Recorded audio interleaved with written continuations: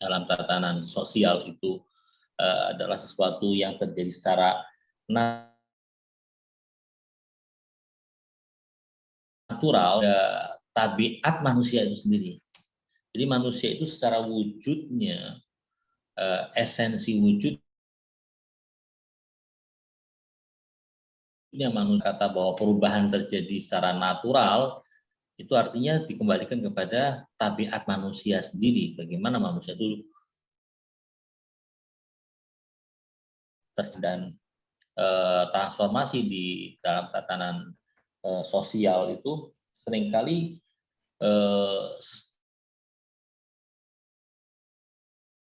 itu tercipta karena masalah yang logik, yang rasional.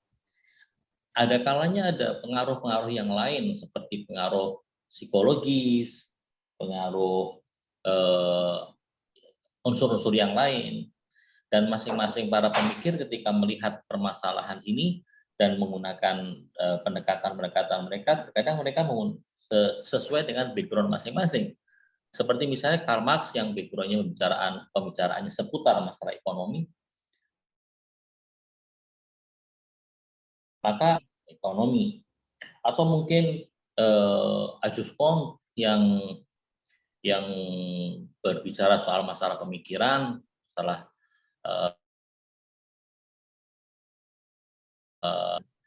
natural itu berhubungan dengan apa yang disampaikan. Nah, perubahan-perubahan itu seringkali terjadinya secara individual, menciptakan sebuah perubahan dalam masyarakat.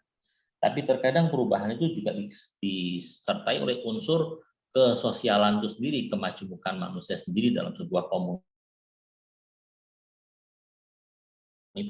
unsur politik, dan unsur pemerintahan. Bahkan kita bisa katakan bahwa perubahan di sebuah tatanan masyarakat itu seringkali terjadi sehingga terjadi pula perubahan dari sisi tatanan masyarakatannya.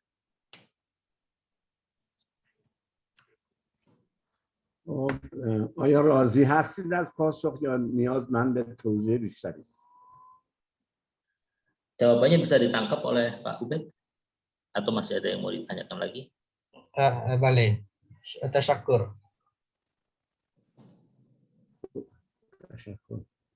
Porsi Bu دیگه. خب اگر سوال دیگه هم هست باز من هستم. Kalau ada lagi pertanyaan silakan. Belum kita mulai pembahasan yang baru. Ustadz, tadi Ustadz menyinggung soal nature manusia ya. Nature manusia. Sebetulnya mana sih yang lebih dominan gitu? Nature manusia yang secara realistis kita lihat itu memang agak negatif, atau nature manusia itu memang yang idealis, memang cenderung kepada kebaikan atau kepada keburukan gitu. Mana sebetulnya yang mendominasi, pandangan mana yang mendominasi ilmu-ilmu sosial kita?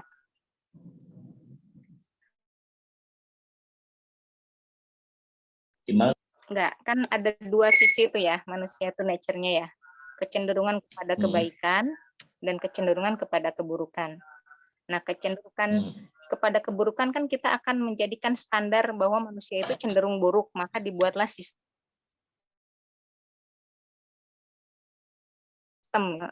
meminimalisir keburukan terjadi, ya kan? Contohnya apa sih? Contohnya misalnya teori-teori politik seperti Machiavelli dan sebagainya. Atau ya satu lagi mengarah kepada kebaikan, sehingga misalnya muncul teori-teori yang sifatnya ideal gitu ya. Seperti Ibnu Khaldun kan misalnya ideal. Nah, teori politiknya. Nah, manakah sebetulnya yang lebih mendominasi gitu dalam ilmu-ilmu sosial kita? Soalnya خانم لیس فاطمه صحبت سریعی وجود انسان اون چیزی که ما متوجه میشیم در صحبت‌های بزرگان و صاحب نظران طبیعتاً گرایشی به کارهای بد داره. مثلا بکنی هر چیزی منافعه. و بعضی میگن نه، بعضی انسان رو جبلتاً خیرخواه، اینجوری میدونن. انسان واقعاً گرایش به خیر داره یا گرایش به بدی داره از نظر نگاه جامعه شناسی؟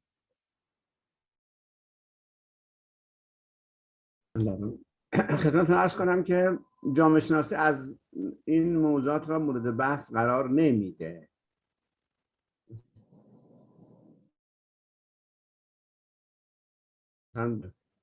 البته نظریه انسان شناسی برای هر متفکری یه عنصر خیلی مهمی هست، ولی اونا تعریف هایی که از انسان دارند با تعریف هایی که من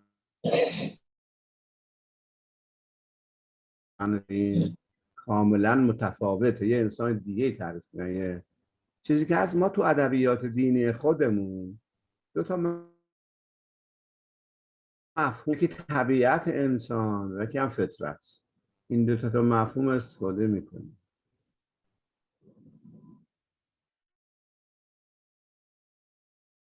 در قرآن یا در تئوری جامعه در قرآن که میگن انسان وقتی به دنیا میاد بالقوه، یعنی حیوان، یعنی که در پوشی، یعنی همین چیزای سطح حیات جسمانی شده، ولی بالقوه انسانه، یعنی انسان میتواند اون دستگاه مفهومی دیگه که کلمه فطرته که وجه مشترک همه انسان ها هست، در واقع اون هم توش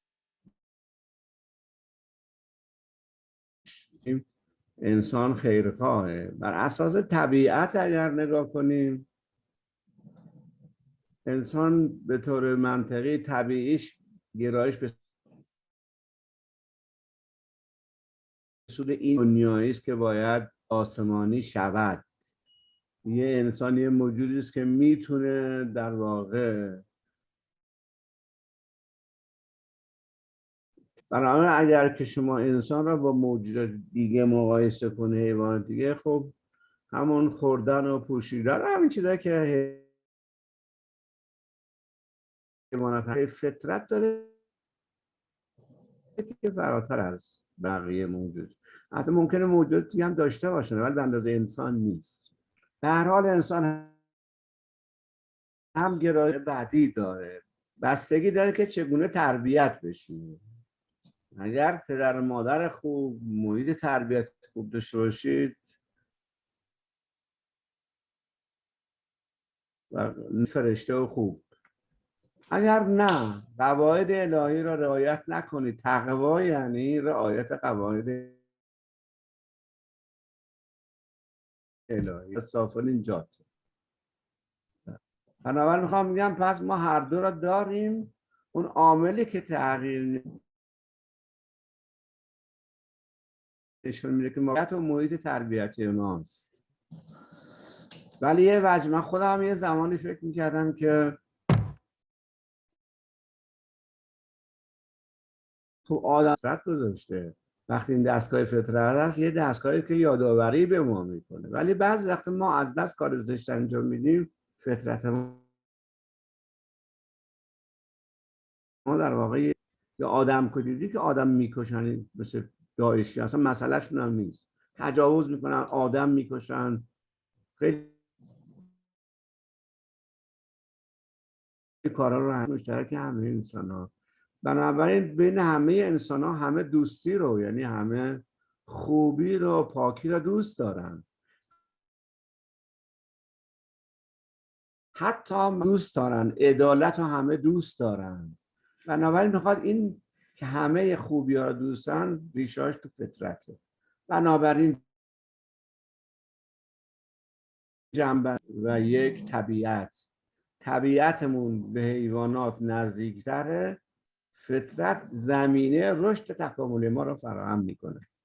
اگر فقط به طبیعتمون برسیم، بهترین غذا رو بخوریم و چیزای دیگه، ولی به لحاظ تربیتی فطرتمون رو تقویت نکنیم، حالا میریم به سمت جواد آمولی. انسان وقتی به دنیا میاد بالقوه حیوانه، بالقوه انسان، باید انسان بشویم. انسان شدن یک مراحل سیر تکاملی است و دقت داره. هر که به مرحله انسان شدن رسید و تکامل پیدا، شما ترجمه کنید من. Sebenarnya masalah secara natural manusia itu punya kecenderungan sosiologi. Tetapi kalau kita mau melihat bahwa ada sebutan untuk tabiat manusia dalam ada istilah yang disebut dengan tabiat manusia, ada pula sebutan untuk masalah fitrat. Dan ini ada pada diri manusia. Perbedaan antara tabiat manusia dengan fitrat kehidupan di dunia ini. Ayatullah Jawadi Amuli terkait masalah manusia mengatakan bahwa manusia itu secara real ketika dia lahir dari rahim ibunya dia adalah hayawan, dia adalah hewan. Tetapi dia punya potensi untuk menjadi manusia. Ya, filnya fil itu apa istilahnya itu adalah manusia adalah hewan. Sementara bil quwwah atau secara potensial dia adalah manusia. Ketika dia secara natural, nah dia bisa menjadi manusia melalui sebuah pendidikan yang membuat dia bisa meningkatkan jati diri dia dengan menggunakan bahwa pendidikan yang paling penting untuk bisa manusia untuk mengubah manusia dari kondisi yang hanya potensial menjadi manusia sebagai makhluk yang memiliki tabiat manusia, tabiat kebinatangan, lalu kita hanya mementingkan dunia saja seperti makan yang enak, hidup yang enak, tidur yang enak, itu kita akan semakin terjauh. Singkatnya adalah bahwa sebenarnya kalau seandainya dilihat dari manusia bahwa manusia itu punya fitrah itu selalu mengajak kepada atau tidak, bahwa fitrah mengajak manusia kepada kebaikan ini diyakini oleh semua orang dengan berbagai macam latar belakang. Fitrah, dengan menggunakan fitrah dengan pendidikan yang baik, maka manusia bisa pelan-pelan meninggal dengan binatang hewan-hewan yang lain, lalu kemudian menjelma sebagai manusia yang tinggi, yang bahkan lebih tinggi kedudukannya dari malaikat dalam keduniaan, tabiat dia sebagai yang tidak beda dengan hewan, maka dia akan paling rendah di antara yang rendah. حالا ببینید نامه‌ای که امام علی علیه السلام به مالک اشتر، همین نامه 53 نهج البلاغه است. در اون نامه می‌فرماید که فإن النفس الاماره بالسوء الا ما رحم الله. نفس انسان رو امر میکنه به چی؟ به سوء، یعنی عمل بد دیگه. الا ما رحم الله. در حال نفس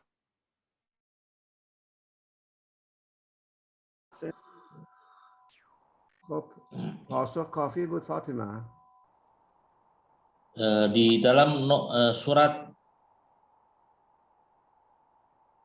Imam juga diungkapkan hal semacam itu, bahwa manusia itu mempunyai nafsu yang bisa membawa dia kepada meniti perjalanan yang tinggi untuk menjadi makhluk yang lebih sempurna dan lebih baik. خب اگر Bagaimana Bu Fatimah? سوال دیگه هم هست من هستم خدمتتون، وگرنه من درس رو ادامه میدم. Kalau ada pertanyaan, silahkan sebelum saya mulai membuka pelajaran.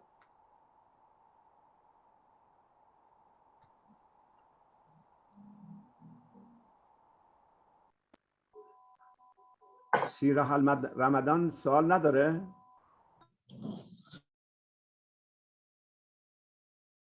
خیلی Syah, Nah, tidak Ustaz. Nis kan nih. Oh, mashallah. نیست. No question, huh? No question. خب اگر سوالی نیست Kalau tidak ada pertanyaan, خدمتتون saya عرض شود که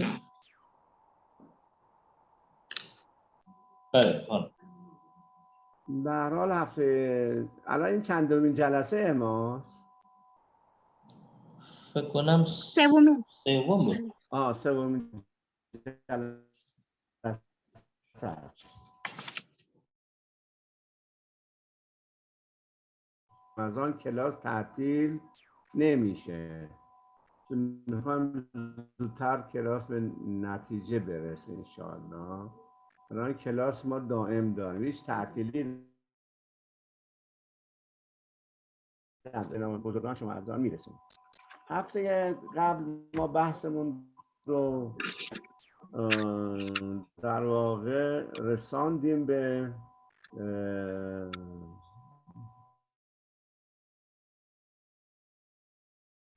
در واقع اصل مسیحیت رو پشت سر گذاشتیم.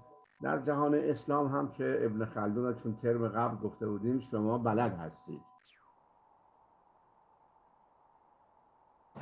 متفکرای اسلامی بالاخره پیشرفته تر از متفکران غربی و حتی زودتر از آنها در یه نظریش بودن. خیلی مهمه یه متفکر بگه آقا برای این موضوع ما احتیاج به یک علم ویژه داریم. این در قابل توجه برای ما که اگر میخوام جامعه شناسی اسلامی داشته باشیم میتونیم واقعا ببینیم اونا چجوری به موضوع نگاه کنن. امروز بحثی که داریم حالا سعی میکنیم رنسانس رو بگیم و اولین جامعه شناس عصر کلاسیک. ببینید به هر حال تاریخ اروپا را وقتی بازخوانی بکنم یه دوره ای را مثلا از قرن 15 تا اواخر قرن 17 یا عنوانش رنیسانس، ما فارسی زبان ها میگیم رنسانس. خب شما حتما تصویرهای مختلفی از رنسانس دارید و برای اروپایی ها خب یه دوره قابل توجهی است از جهت اینکه تغییرات بزرگی حادث شده. ولی چه عاملی باعث شد که این تغییر توی اروپا اتفاق بیفته؟ ترجمه فرمایید تا من Ya. Pembahasan kita minggu yang lalu tentang Ibnu Khaldun dan kita sudah membicarakan tentang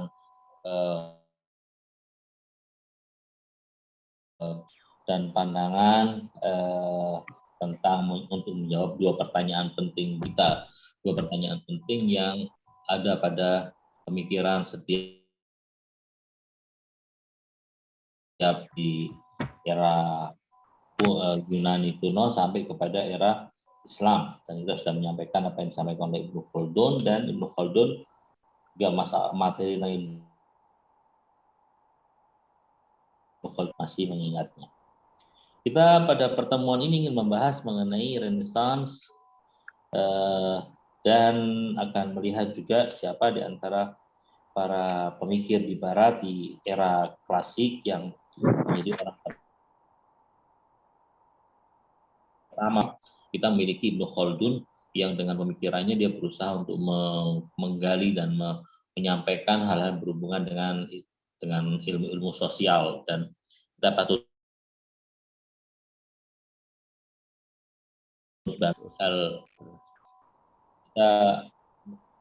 kalau seandainya diperlukan bahwa kita jika diperlukan memiliki ilmu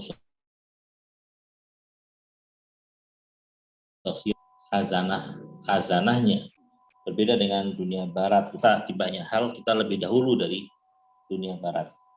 Pembahasan mengenai Renaissance atau yang di dalam bahasa Parsi disebutkan dengan Renaissance adalah sebuah era yang sangat dibangga-banggakan oleh dunia barat,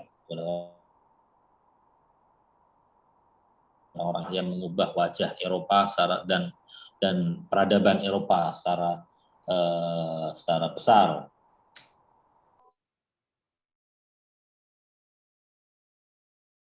رنسانس رو همه باش آشنا هستید. سوال ما اینه که این تغییر در اروپا چه عواملی رو باعث شده که این تغییر تو اروپا اتفاق بیفته؟ یک، دسته اول دانشمندان خود اروپایی مخصوصا جامعه شناسا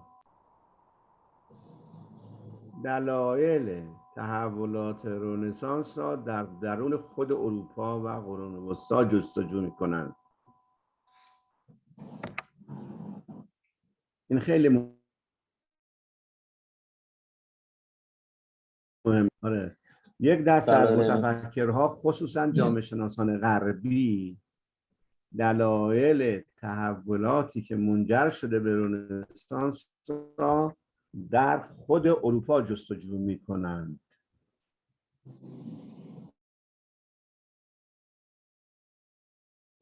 اکثرا جامعه شناسا مثل کنت، مثل مارکس، مثل وبر، مثل هر جامعه شناسی که همه را من گفتم. دسته دوم دانشمندانی هستند که تحولات رنسانس را در ابتدای امر بیرون از اروپا تمدن اسلامی میدونند.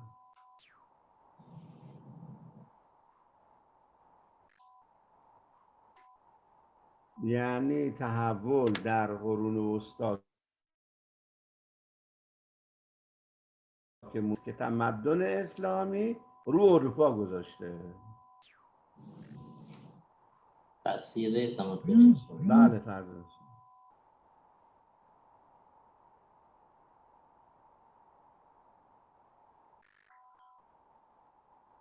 Ya, ada pertanyaan besar, mengapa terjadi sebuah perombakan dan perubahan besar di Eropa yang kemudian disebut dengan perubahan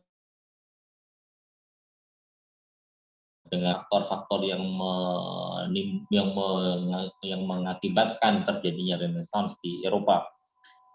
Ada beberapa Eropa yang meyakini bahwa untuk bisa mengetahui penyebab dan faktor-faktor yang melahirkan perubahan besar di Eropa ini, maka faktor-faktor itu harus dicari dan dipelajari abad pertengahan. Sekelompok pemikir yang lain mengatakan bahwa perombakan besar dan yang terjadi di Eropa, yaitu Renaissance itu adalah peradaban Islam yang memiliki pengaruh besar pada kehidupan di Eropa. حالا سوال این بود که این کسایی که از تمدن اسلام این مطلب رو مطرح کرده دکتر علی شریعتی بوده.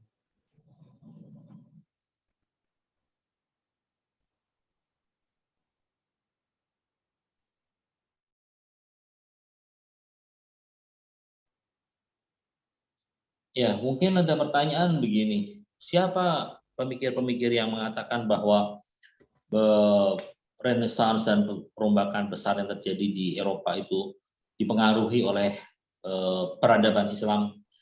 Mungkin dari kelompok ini yang menonjol dan mungkin yang pertama Dr. Ali Syariati. Nah, البته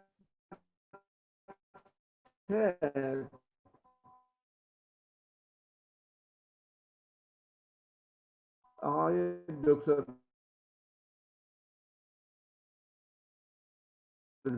زرین کوب در ایران هم این نظر را یک کتابی هست به نام اندیشه اجتماعی نوشته بارن و بکر، این هم این اعتقاد داره توی آمریکا.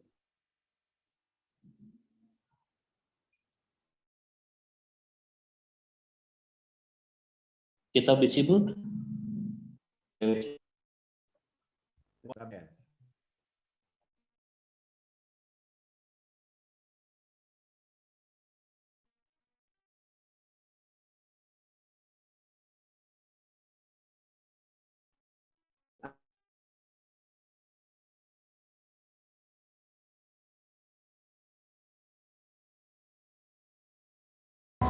میگه ببینید در تمدن اسلامی پیشرفته بوده و بنابراین کالاهای تمدن اسلامی به اروپا صادر می شده و تاثیرات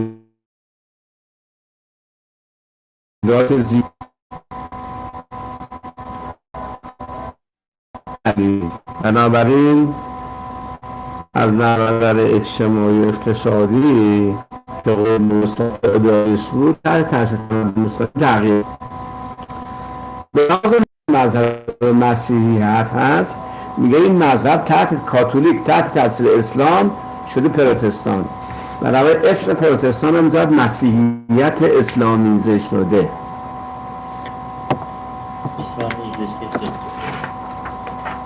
بله این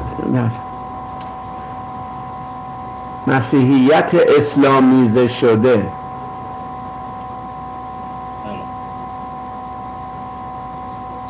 Ini istilahnya Dr. Syariati. بله Ini istilahnya Dr. Syariati ya.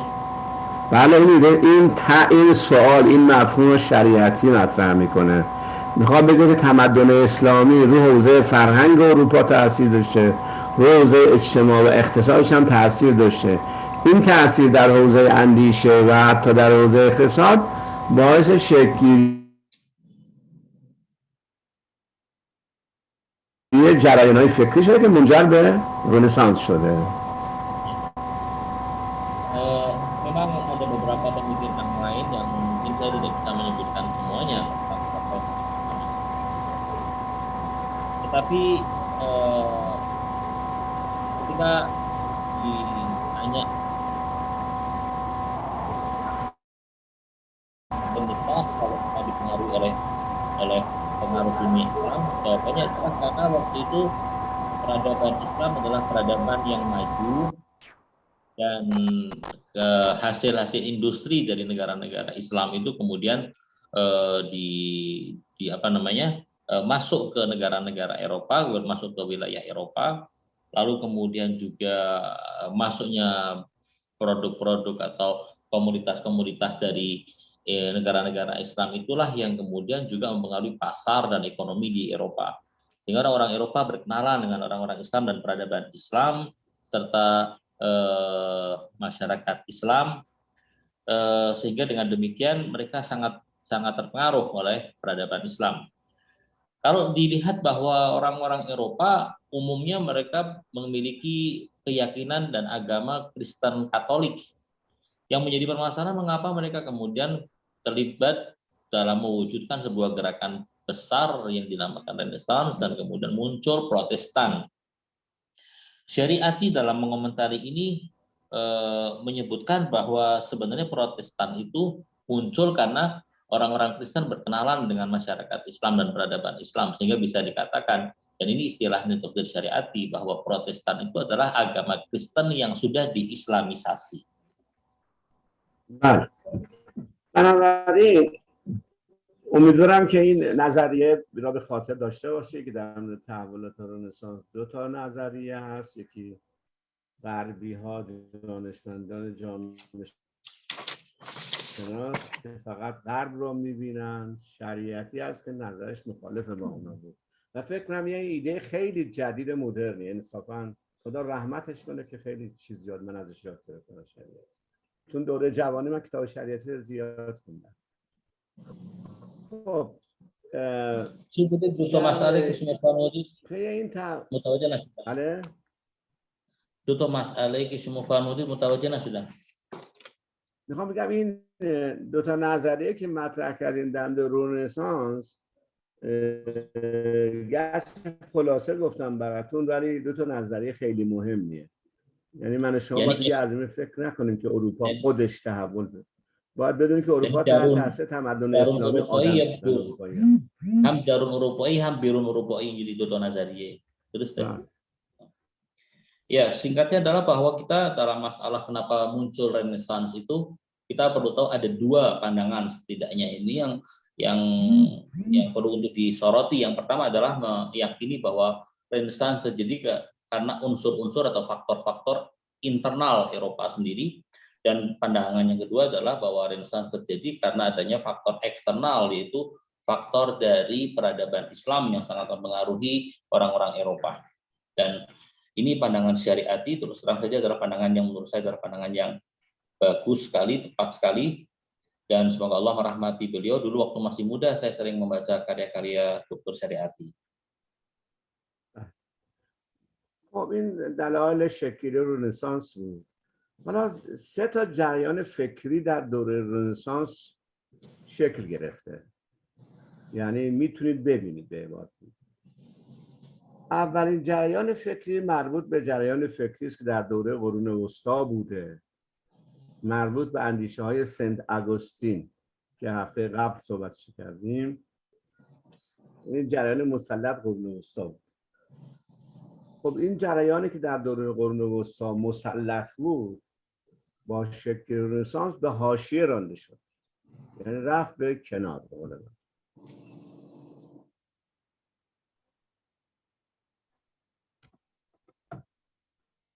جریان دومی که شکل گرفت انسان مداری یا اومانیسم است.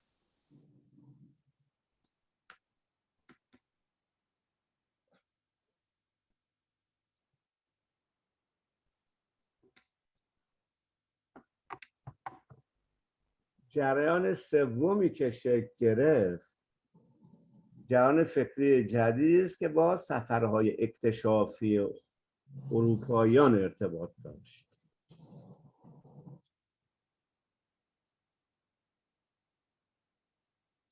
در واقع علاقه‌مندان به این حوزه تلاش داشتند که علم خودش رو بر اساس مشاهدات علمی که دیدن بنا کنند. این سه تا جریان.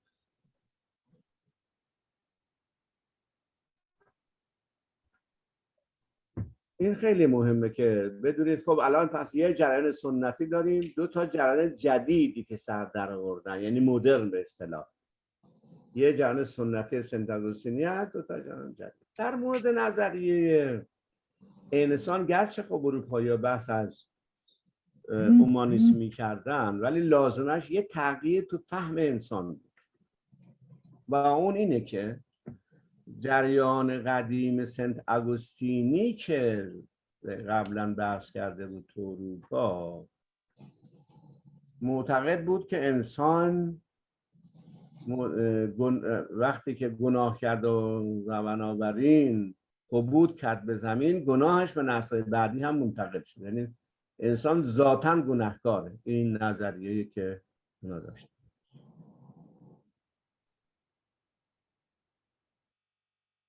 خب این نظریه باید عوض میشد و عوض هم شد.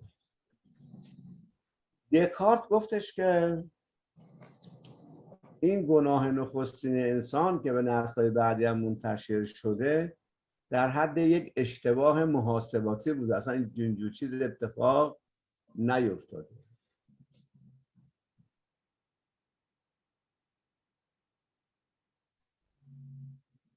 اشتباهی چی بود؟ میگن جان لاک هم همین کار.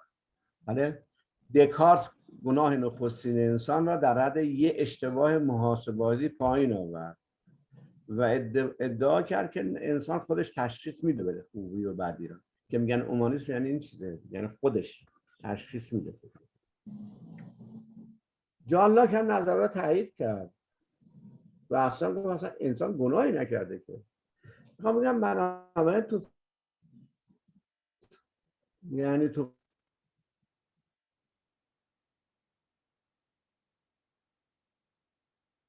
قرن 17 اون گناه میگن اومانیسم یعنی این دیگه، یعنی خود انسان مسئول شناخت حق و باطله، درسته یا درسته.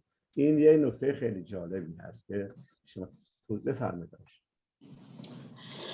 Pada masa Renaissance setidaknya ada tiga arus pemikiran. Arus pemikiran yang pertama adalah arus pemikiran tradisional yang dimotori oleh San Agustin, dan kita sudah membahasnya pada pertemuan-pertemuan yang lalu, yang mana pemikiran San Agustin ini cukup populer dan bisa dikatakan yang mendominasi di era abad pertengahan. Namun ketika muncul Renaissance, pemikiran atau arus pemikiran tradisional ini terpinggirkan.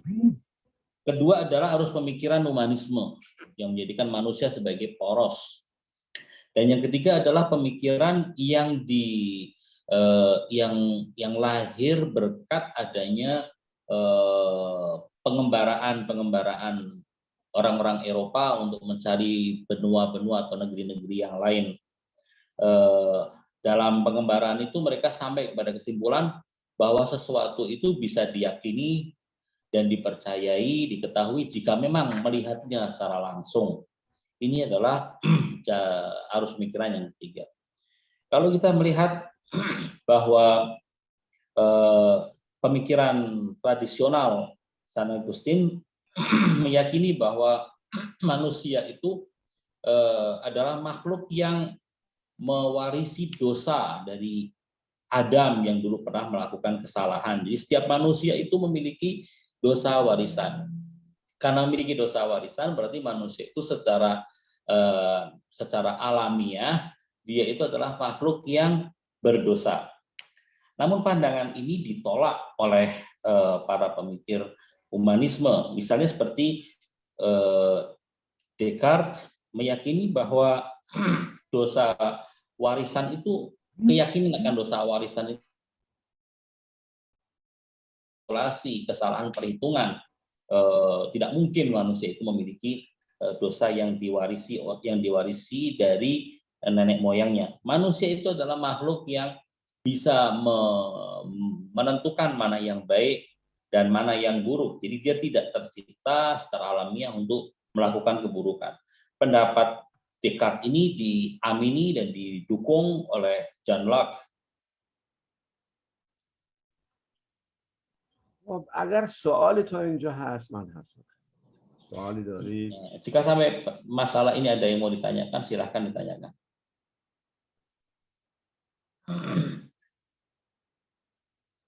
Ustaz سوالی دارم. بله.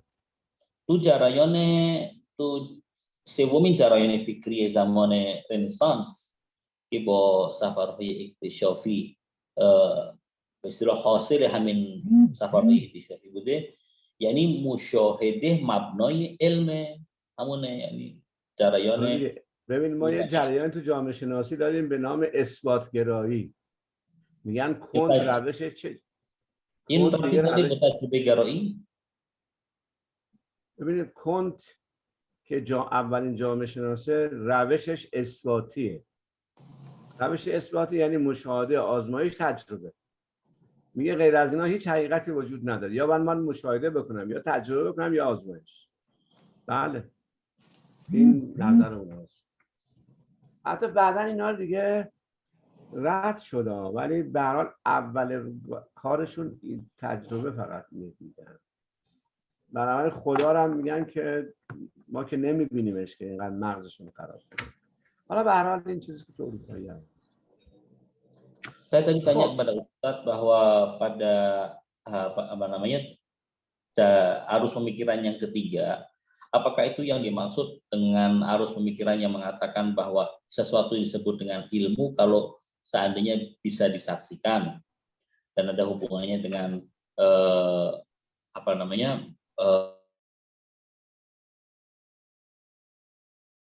dibesar-besarkan oleh orang-orang Eropa bahwa ilmu itu tidak bisa disebut ilmu, sains tidak bisa disebut sains kecuali jika bisa disaksikan atau bisa dibuktikan melalui eksperimen.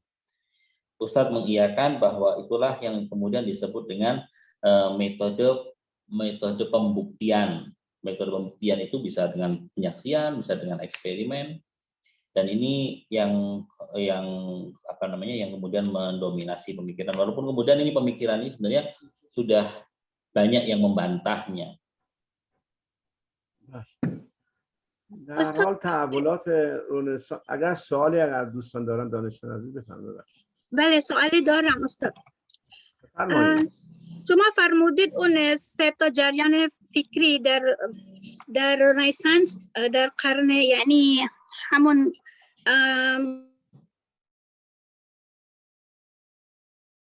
انسان مداری و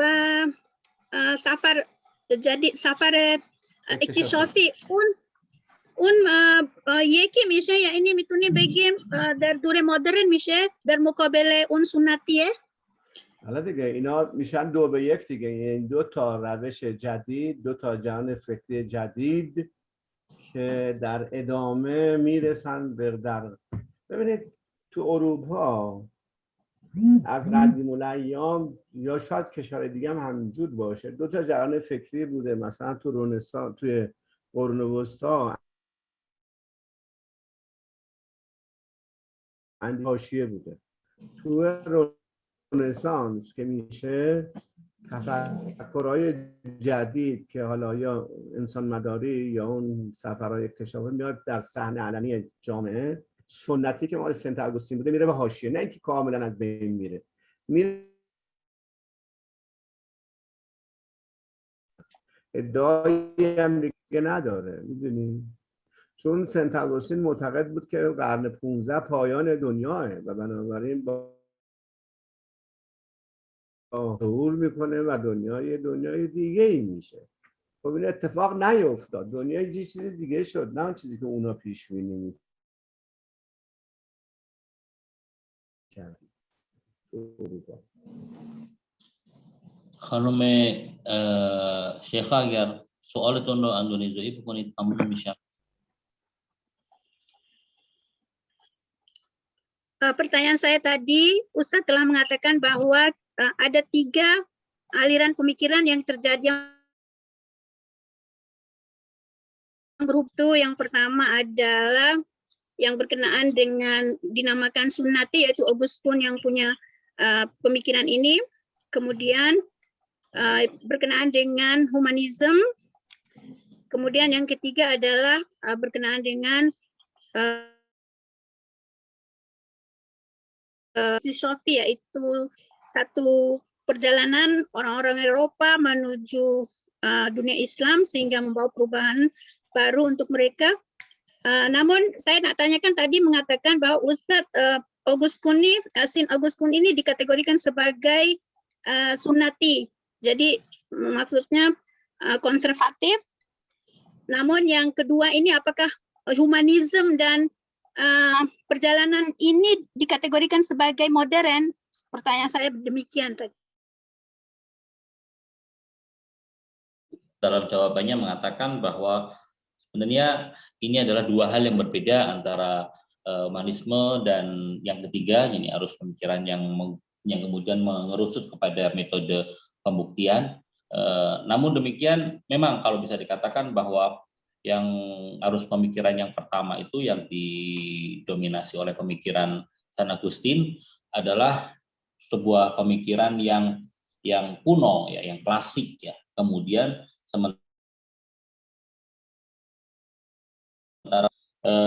tapi yang perlu dicatat dan diingat adalah bahwa ketika sebuah pemikiran muncul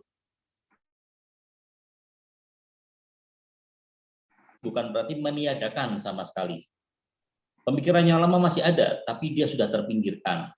Dia sudah tidak memiliki keleluasaan untuk menampilkan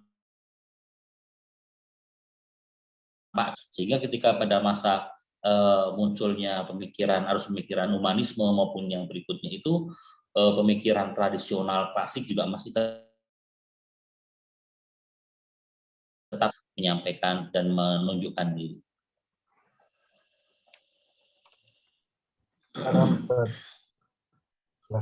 Ya, silakan. Soalnya Bapak Ubed Syarif. عابد عبدالله شریف بفرمایید. Tadi disebutkan Renaissance memang faktornya banyak ya, faktor internal Eropa maupun eksternal. Ali Syariati menyebutkan ataupun mengklaim ada faktor eksternal itu tradisi ataupun ya pengaruh Islam, dikatakan demikian. Jejak pengaruh Islam dalam Renaissance itu dalam apa? Ya, mungkin bisa lebih spesifik apakah dalam salah satu faktornya adalah ya revolusi sains ya, kalau di Eropa itu revolusi sains baru kemudian Renaissance. Nah, apakah di situ pengaruh Islam ya? Karena kemudian, tapi pertanyaannya Renaissance kemudian mendorong pada kebebasan ya, pada rasionalisme termasuk pembuktian tadi. Nah,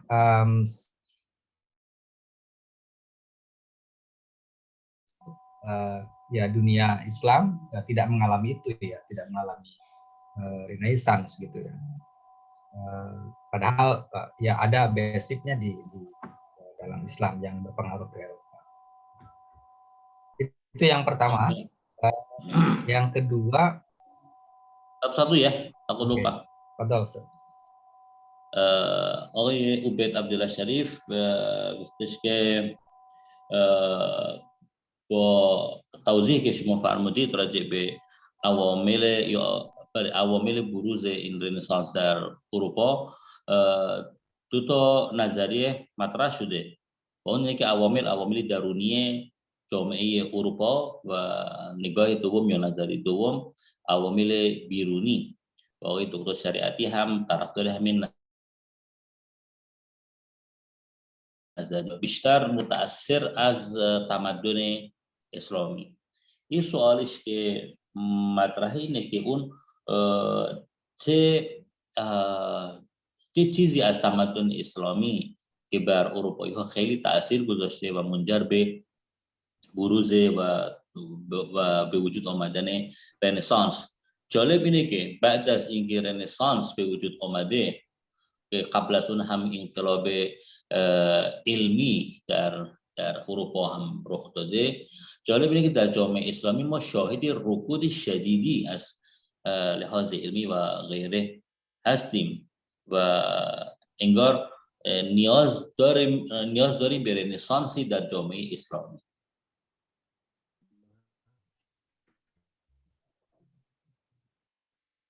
نکته این که دو سواله در واقع تمدن اسلامی چه چیزی بوده؟ خب این که خیلی زیاده. اصلا اروپا چیش به اسم اسلام نیست. ساده ترین چیز من به شما میگم، ساده ترین چیز. شما این اعدادی که استفاده میکنه 1 2 3 4 روی تلویزیون، روی لپتاپ، روی موبایلتون استفاده میکنید، میتونید این اعراب به دیکشنری انگلیسی نگاه کنید، نوشته عربیک نیومرال. این اعدادی که استفاده اینا عربیه، مال تمدن اسلامی است به اروپا رفته. اروپا اگر میخواست این اگر این اعداد عربی نبود اصلا اونا نمیتونستن ریاضی انجام بدن، جبر انجام بدن، هیچ کارش نمیتونستن انجام بدن. این ساده ترینه.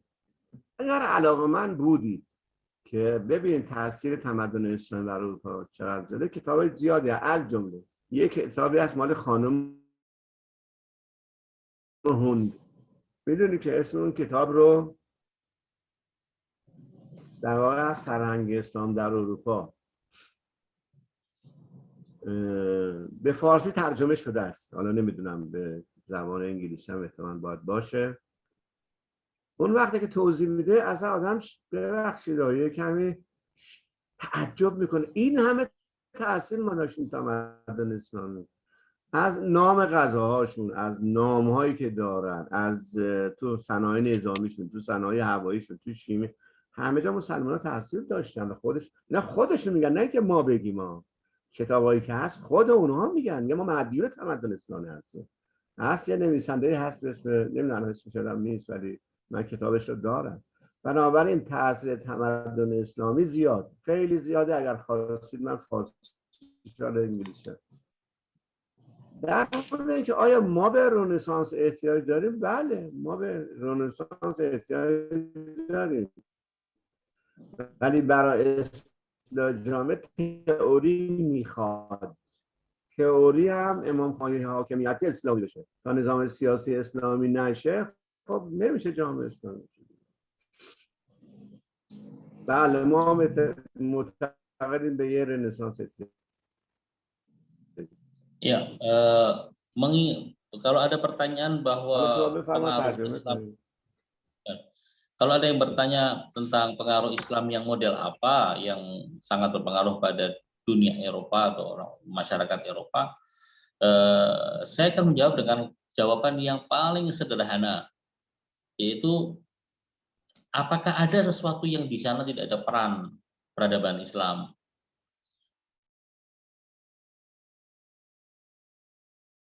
Di semua lini ada pengaruh peradaban Islam.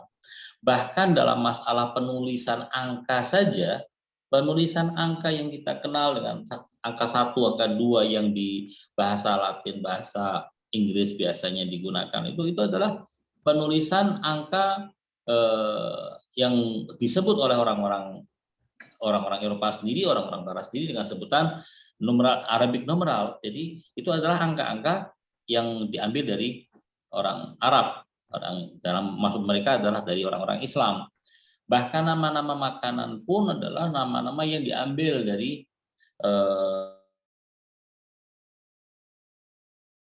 jadi sedemikian kuatnya pengaruh Islam, peradaban Islam pada bangsa-bangsa dunia pada saat itu, termasuk pada bangsa Eropa.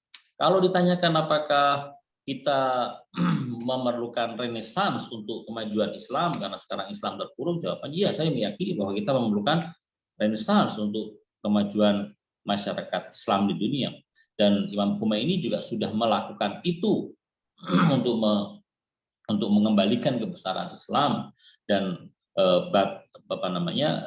batu pondasinya sudah dibangun oleh beliau dengan revolusi yang dicetuskan dan dipimpin oleh beliau di Iran. Saya meyakini bahwasanya kita memerlukan renaissance seperti itu di dunia Islam supaya kita bisa kembali kepada kejayaan kita.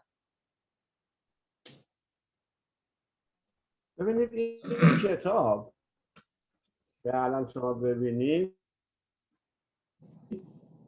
فرهنگ اسلام در اروپا است. میدونید اسم اول این کتاب چه چیزی بوده؟ مغرب زمین. نویسنده که آلمانی بوده، عنوان کتاب اولیه‌اش این بوده: خورشید الله بر فراز مغرب زمین. بعد اون مترجم ایرانی باش صحبت کرده، اسم گذاشته فرهنگ اسلام در اروپا. ای کاش همین اسم رو نگه می‌داشت. خورشید الله. توی این خیلی حرف هست که اینقدر واقعا اگر بتونید پیدا کنید. بله؟ خورشید چی؟ خورشید الله، خدا. الله. خورشید الله بر فراز مغرب زمین. بر فراز یعنی بر بالای مغرب زمین.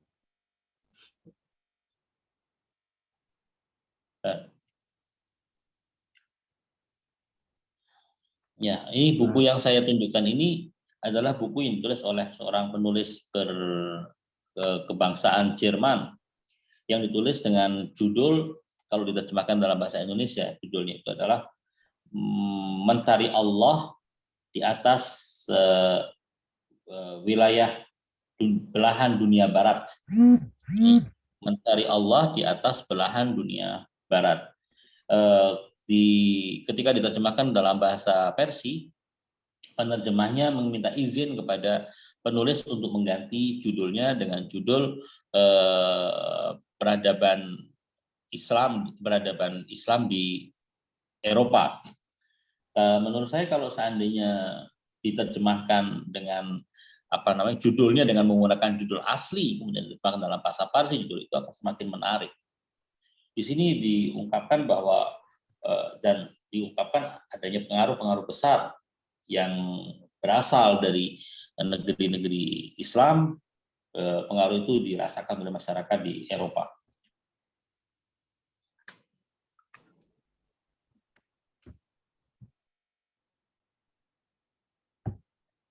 ببینید کتاب اگر پیدا کنید بخونید خیلی خوبه، واقعا خیلی چیزا میگه. حتی اسم اینکه ما امروزا میگیم دانشکده، لیسانس، اینا رو همه رو اینجا نوشته این کتاب که همه این اسما رو از تمدن اسلامی گرفتن.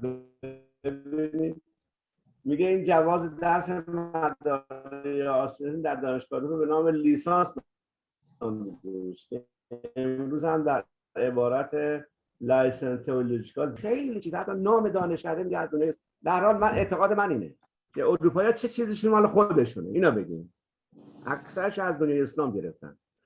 چیزی که از ما مسلمان ها با خودمون بیگانه ایم، با خود فرهنگیمون بیگانه ایم، فکر میکنیم که اروپایی‌ها خیلی میدونن، در حالی که نه، اونا اینجوری نیست.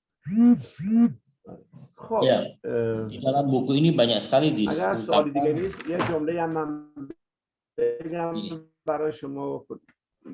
di buku ini disebutkan ada banyak hal tentang bahkan penamaan kampus-kampus mereka juga diambil dari budaya dan peradaban Islam. Sehingga saya meyakini seperti ini bahwa Eropa itu tidak punya apa-apa, dunia Barat itu tidak punya apa-apa. Yang punya adalah kita sebenarnya, tidak seperti yang digambarkan. Problem kita adalah kita tidak mengenal siapa diri kita, sehingga kita seakan-akan adalah yang mengikuti mereka dan mengekor pada mereka. بله. حالا ببینیم به قرن 18 ببینیم که بنابراین قرن دوره رنسانس ویژگیش رو به طور مختصر گفتیم. ببینیم که قرن 18 که تقریبا یه تحولی پیدا کرده اینجا با چه پدیده‌ای در واقع روبرو هست. در حال مسئله اصلی که تو قرن 18 برای اروپاییان پیدا شد اینه که جستجو در مورد چگونگی تحول و تکامل جامعه از گذشته‌های دور تا قرن 18 و تحولات پس از اون. این سوالشون بوده دیگه.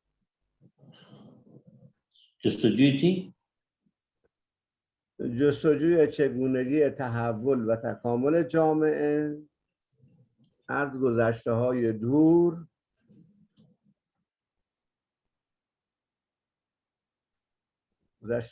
تا قرن 18 و تحولات پس از آن.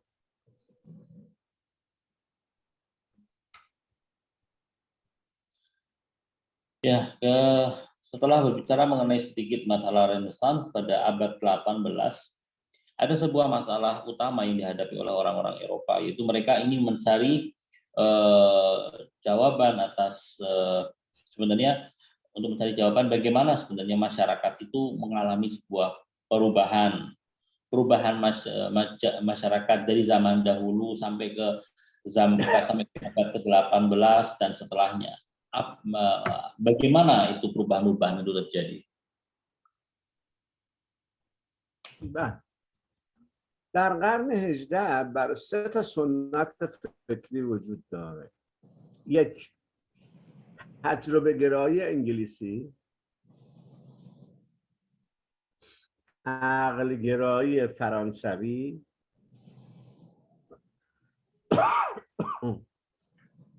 و ایدئالیسم آلمانی.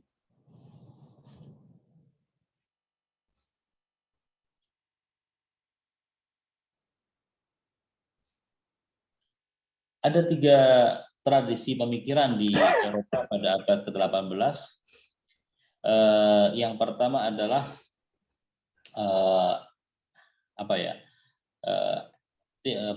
pemikiran eksperimen ya, eksperimen yang muncul di Inggris, kemudian juga rasionalitas Prancis dan idealisme Jerman. در این قرن در واقع یکی از نقاط شاخصش رسیدن به نظریه همانندی انسان هاست. Residen به همانندی انسان ها یعنی خودشون رسیدن به اینه؟ نظریه یونیفورمیتی آف من تیوری هست. نظریه همانندی یونیفرم خب شما میدونید که یونیفورمیت آف من تیوری یعنی نظریه همانندی یعنی انسان ها همانندن. قبلا ارسطو نمیگفت همانندن، میگفتن این بنده است این برده است. اروپا تو قرن 18 تازه به این برابری انسان ها رسید که این بحث های حقوق بشر اینا از همین نظریه نشأت گرفته. Ya, pada saat itu mereka baru sampai kepada teori kesamaan manusia atau uniform human theory. Padahal para pemikir-pemikir Eropa dari zaman Aristoteles sampai sebelumnya mereka meyakini bahwa manusia dengan manusia yang lain itu berbeda. Baru kemudian muncul pada abad ke-18 teori tersebut, itu bahwa manusia itu sebenarnya sama. Dari teori inilah yang kemudian muncul piagam hak asasi manusia dan yang lain-lain. شما میدونید که قرن 18 قرنی است که نام‌های زیادی برش کرد. گفتم عصر طلایی، عصر روشنگری، اینا اسمش که برش گذاشتن.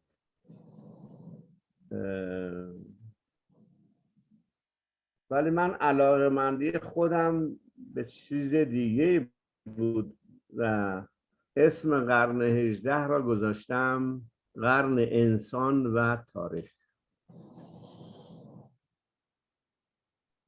قرن انسان و تاریخ. این تعبیری است که جمشیدی ها به کار میبره، یعنی من مال خودم. دلیلش هم اینه که یک مفهوم انسان های همانند پیدا شده، ولی خب اگر انسان ها همانند هستن گوناگونی رو چجوری باید توضیح بدن؟ برای توضیح گوناگونی به تاریخ متوسل میشن و ارجاع میدن. این خیلی مهمه که دقت بشه. چی بود که دقت باید باشیم؟ پس نام قرن 18 هم نامهای زیادی داره، ولی به اعتقاد من انسان و تاریخ، چون همه متفکرای قرن 18 برای توضیح و توجیه حرفشون استناد تاریخی میارن. اول هم قرار بوده که متاسفانه فقط به تاریخ مغرب زمین ارجاع میدن. Untuk abad ke-18 banyak penamaan, banyak orang yang menggunakan sebutan-sebutan untuk menyebut abad ke-18. Ada yang menyebutnya sebagai era keemasan, ada yang menyebutnya sebagai era kecemerlangan, ya. Tapi saya secara pribadi menyebutnya sebagai abad 18 itu adalah abad manusia dan sejarah. Ini istilah yang istilah yang dibuat oleh Dr. Jamshidi sendiri. Ini oleh beliau sendiri, karena menurut saya memang seperti itu, karena para pemikir Eropa pada abad 18 ini ketika akan menyampaikan sesuatu mereka selalu menyandarkannya kepada sejarah Barat, padahal sebelumnya mereka jarang menggunakan hal semacam itu. Dan pada saat itu mereka sampai kepada pemikiran bahwa manusia itu adalah merupakan ada kesamaan antara manusia yang ada ini uniform human theory. Mereka sudah sampai kepada teori.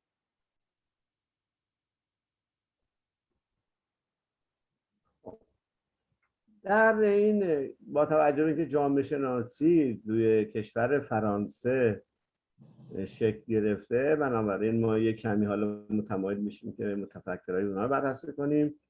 فکر می‌کنم که 4 تا متفکر هستن که شکل جامعه شناسی بهشون ارجاع داده میشه. یکی تورگوه، یک رسه یا کندرسه، یکی سن سیمونه و یکی هم اگوسکونته. اسم اینا را اصطلاحاً گذاشتن پیامبران پاریس. اصطلاحاً اسم The Prophet of the Paris، پیامبران پاریس. استاد لطفاً توی چت میتونی اسامی اونها بنویسید؟ توی چت بعداً باید نگاه کنم به کتاب، ولی من فارسیشو دارم. متن بله. انگلیسی که بخواهید باید که نگاه کنم، بعداً به هفته نه، دیگه فارسی هم بتونید. میشه، اب نداره. تورگو کندرس اشکال نداره، می‌نویسم برات. بله، شکرا. سن سیمون و کند به نام پیامبران پاریس. در واقع اینها تحولات را در بستر تاریخ پیگیری میکنن. ولی قبل از اینکه به کنت بپردازیم، بد نیست چند جمله در مورد مونتسکیو که اون هم یک شخصیت متفکر فرانسوی است در واقع برای شما توضیح بدیم و بحث امروز مونتسکیو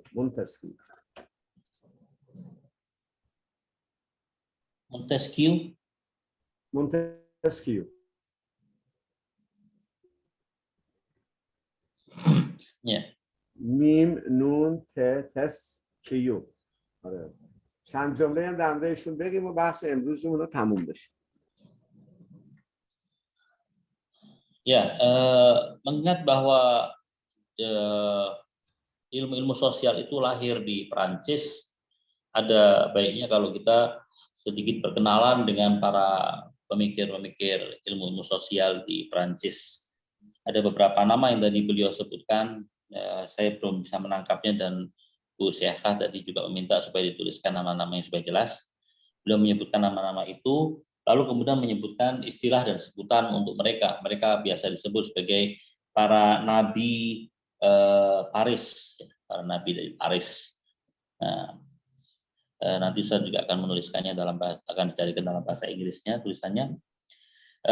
Kemudian Ustadz akan menjelaskan mengenai Auguste Comte, tapi sebelumnya beliau akan berbicara mengenai seorang pemikir dari Prancis, yaitu beliau menyebutkan dengan nama Montesquieu. Nggak tahu tulisannya bagaimana. ببینید که مونتسکیو بعضی بهش میگن جامعه شناسه، بعضی میگن نیست، ولی کتابی که حالا مورد توجه ما تو اینجا قرار بده کتاب روح القوانینشه که تقریبا از بحث از نظام سیاسی میکنه. البته یه نظریه‌ای رو مطرح میکنه تو نظام سیاسی که بحث استبداد آسیایی رو مطرح میشه. من نمی‌دونم شما چقدر با نظریه استبداد آسیایی در واقع آشنایی دارید، ولی خب قابل تأمله، بالاخره مطلع باشید. نکته که اینجا برای من مهم بود که به شما بگم اینه که خودش معتقده که هدف من معقول گردانیدن تاریخه. خیلی مهمه. شما گفتید تو قرن 18 قرن انسان تاریخه. حالا آقای مونتسکیو میگه آقا من اصلا تاریخ درک کنم که تحولات چگونه صورت گرفته، چجوری شده که به حساب در واقع تحولات توزیع افکار و عقاید نهادهای اجتماعی مفهوم یه اصول قواعدی که بر این حاکمه رو پیدا کنیم. بعد از این مقدماتی که داره 3 نوع حکومت رو در واقع نام میبره، یکی جمهوری و یکی سلطنتی و یکی هم استبداد.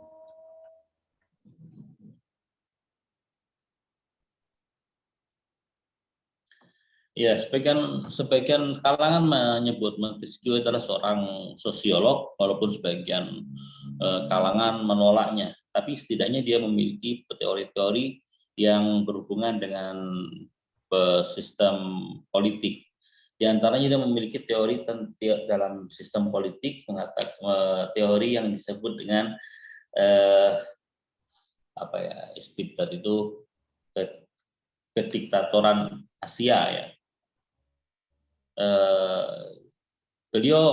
Dia kemudian membicarakan mengenai adanya pemerintahan itu dengan 3 bentuknya. Satu, pemerintahan republik, ya, ini yang menggunakan, yang memanfaatkan juga suara rakyat, dan rakyat punya pengaruh dan punya hak untuk bersuara. Yang kedua adalah monarki, dan yang ketiga adalah kediktatoran. از این سن حکومت که نام میبره البته خب یه بحثایی داره که مثلا حکومت رو با چه مفاهیمی تعریف میکنه، ولی نکته مهمش اینه که این نوع حکومت ها رو با بعد سرزمینی مرتبط میکنه. یعنی وقتی بحث از جمهوری میکنه، منظورش از جمهوریش اوناییست که سرزمینشون کوچیکه، مانند سیت استعدادهای یونانی.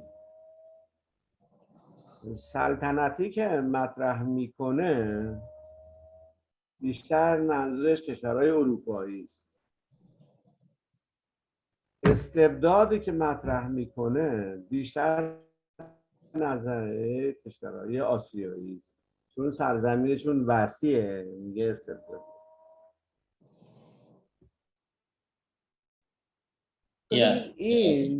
این حرفی که آقای به حساب اینجا مونتسکیو زده در واقع در مورد استبداد، بعداً در اندیشه مارکس هم ادامه به شکلی پیدا کرده و خودش شده یه نظریه به نام استبداد آسیایی. یعنی آسیایی ها مستبدن ولی اروپایی ها نه، بچه ها خیلی خوب و نازی هستن، هرچی بدی هست مال ماست، هرچی خوبی هست مال ماست. این خیلی مهمه. نظریه استبداد آسیایی یک نظریه است که این متفکرها ساختن و طرف مقابلشون دائم تحقیر میکنن که شما مستبد هستی و هنوزم آویزه دست و تفکر اروپایی است. Ya, yang menarik dari teori yang disampaikan oleh Montesquieu adalah bahwa jenis pemerintahan itu dikaitkan dengan wilayah dan negeri. Misalnya ketika berbicara mengenai republik, bentuk pemerintahan republik itu, mereka menyebutnya sebagai bentuk pemerintahan untuk wilayah-wilayah yang kecil, seperti misalnya negeri Yunani. Itu pemerintahan yang bisa sistemnya tidak menggunakan republik. Sementara untuk monarki, dia menyebutkan bahwa pemerintahan monarki ini jenis cocok untuk wilayah-wilayah Eropa, dan pemerintahan Eropa itu adalah pemerintahan yang monarki. Sementara yang diktator itu adalah negara-negara yang dengan wilayah yang besar dan luas seperti Asia. Dia menyebut sebuah teori yang disebut dengan kediktatoran Asia. Jadi memberikan label diktator kepada orang-orang Asia, sementara mengaku bahwa orang-orang Eropa adalah orang-orang yang baik. Mereka terbiasa memang untuk menyampaikan dan menempelkan label-label yang buruk pada pihak lain, sementara untuk diri mereka sendiri mereka akan memilih kata-kata yang indah dan baik. این نظریه استبداد اساساً قابل انتقاده، چون ریشش مارکس و همیشون تو محیط طبیعی و جغرافیایی جستجو میکنه، در حالی که منشأ استبداد نظریه انسان شناختیه، یعنی در وجود انسانه که ریشه استبداد وجود داره. بنابراین هم در شرق میتونه استبداد وجود داشته باشه، هم تو غرب میتونه وجود داشته باشه. این که فکر کنیم فقط غربی آدم خوب و خیلی مؤدب و کرواتی هستند، نه، اساسا این درست نیست. اصلا نظری غلطی، ولی به هر حال تو مغرب زمین هست، نزد اندیشه‌های مارکس هم در واقع هست. Kalau kita mau melihat bahwa kediktatoran itu, teori kediktatoran disampaikan ini adalah suatu teori yang sangat rapuh dan bisa dikritisi dengan mudah. Apalagi ketika mereka berbicara mengenai kediktatoran itu dan dikaitkan dengan negeri, dikaitkan dengan asal sebuah bangsa misalnya. Dan ini adalah suatu hal yang tidak tepat, karena kediktatoran itu yang membuat seseorang atau sebuah pemerintahan itu melakukan kediktatoran itu bukan unsur negerinya, tetapi unsur bisa dilihat pada unsur jiwa manusia itu sendiri. بله. خب اگر سوالی هست حالا که ما میتونیم بحث ادامه بدیم، میتونیم کفایت میکنه، همین که بدون مستثنی نظریه استبداد آسایش بدون کفایت میکنه. اگر سوالی هست من هستم خدمت. Kalau ada pertanyaan silahkan sampai di sini. استاد سوالی دارم. بله. آیا این مجموعه از نظریات های از طرف غربی تا به حال جمع آوری شده؟ یعنی یک کاری باشه که تا ما مثلا اقدام به جواب دادن یا بررسی میشه به طوری سیستمی، یعنی هماهنگی باشه به طوری یعنی جنرال باشه هم. ببینید یک کتاب هست البته فارسی ترجمه شده، انگلیسی هم هست، ولی خب اینا میدونی که باید معلم داشته باشه، همینجوری بخونی خیلی زمان میبره. ولی کتاب نظریه جامعه شناسی زیاد هست. اینی که من الان دارم عنوانش هست مراحل اساسی سیر اندیشه در جامعه شناسی، ریمون آرون. انگلیسیش هم من تو خونه دارم. نظریه هست. البته این چیزایی که من گفتم دیگه به کتاب‌های مختلف رجوع کردم، حرف خودم رو زدم دیگه. شاید بعضی نکاتش توی هیچ کتابی هم نباشه. این که من گفتم قرن 18 قرن انسان تاریخه، به خاطر اینکه همه متفکرها برای حرفاشون ارجاع به تاریخ دادن، پس تاریخ خیلی مهم شده در اون زمان. همین استاد نیاز به این همون مرحله جمع آوری بعد تا پراکنده نشه جواب های مثلا شما هم نظریات های مطرح فرمودید و این هنوز یعنی جانم افتاده دیگه به عنوان نظریات جدید باشه برای در مقابله نظریات های غربی. البته من توی کتاب خودم که به فارسی ترجمه نوشتم هست این نظریه. آره خب اینکه آیا جهانی شده یا نه، خب نه حتما نشده. حالا یه نظر دیگه. بله، من نظرات دیگران رو گفتم نظر من هم این است، چون نخواستم فقط تکرار کننده نظرات اونها باشم. Ya, Bu Seha tadi sempat menanyakan masalah bahwa pembahasan masalah teori-teori yang dari Barat itu apakah sudah ada yang menulis dan kemudian dikumpulkan teori-teori jawaban-jawabannya. Ustadz mengatakan ada sudah penulis-penulis yang mengumpulkan teori-teori itu, tapi tidak semua teori itu akan terkumpulkan. Misalnya apa yang disampaikan oleh Ustadz itu adalah teori-teori yang beliau ciptakan sendiri dan menurut beliau seperti ini. Artinya beliau menyampaikan ide-ide beliau dalam karya-karya yang beliau tulis. Ini adalah pandangan beliau, bisa jadi orang lain tidak sepakat, tapi inilah pandangan daripada Ustadz. درس امروز ما تا اینجا کفایت میکنه. هفته آینده ما دیگه جامعه شناسان رو تدریس میکنیم، از گوسکنتن شروع میکنیم. اینا مقدماتی بود که ذهن شما رو آماده کنیم ببینیم که جامعه شناسی چه سیری رو پی میده و بنابراین انشالله که بتونیم در خدمت شما باشیم. Ya, kita cukupkan pembahasan di hari ini dengan pembahasan. Insya Allah nanti kita akan memulai pembahasan berkenaan dengan para sosiolog, karena pembahasan kita adalah pembahasan tentang sosiologi. شکرا استاد حسن باشید. بله. Syukron kathiran Ustaz. شکرا کثیرا. متشکرم. التماس دعا. ما رو از دعای خودتون فراموش نکنید. همچنین انشاءالله استاد. خدا حافظتون باشه انشاءالله. خدا حافظ شما. خدا حافظ. از هفته دیگه هم همین ساعت 1 من منتظر شما. انشاءالله. توکل به خدا. خدا حافظ. خدا حافظ.